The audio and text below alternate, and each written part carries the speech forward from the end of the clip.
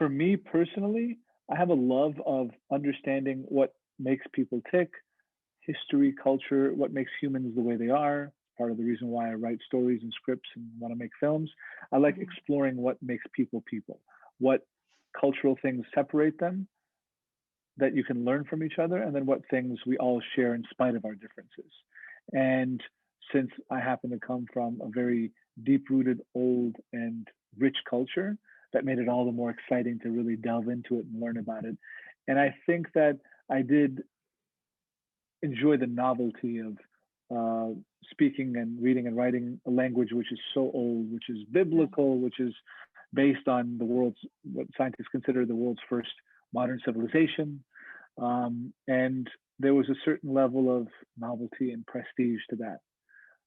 But there's also a personal quality of it for me because it made me feel um, like I found more of who I am. I was able to give myself a clearer identity by associating myself with something that I considered special.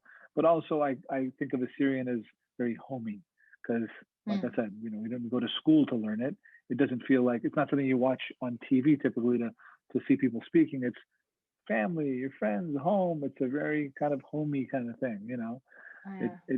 it it surrounds conversations involving food and family and love and all that kind of stuff. So yeah, so two different levels. The prestige of learning a dead language that people think is gone, but wow, you surprised them, especially historians and linguists. We're like, wow, Syrian, I didn't even know. I thought they were from like 2,000 years ago. Well, we Right. are, but there's still some left. Wow, interesting. That's fascinating. Or when I meet very religious Christians and they're like, oh, the Lord's Prayer in the original words that Jesus said them. And yeah, can we hear it? Sure, I'll recite it for you.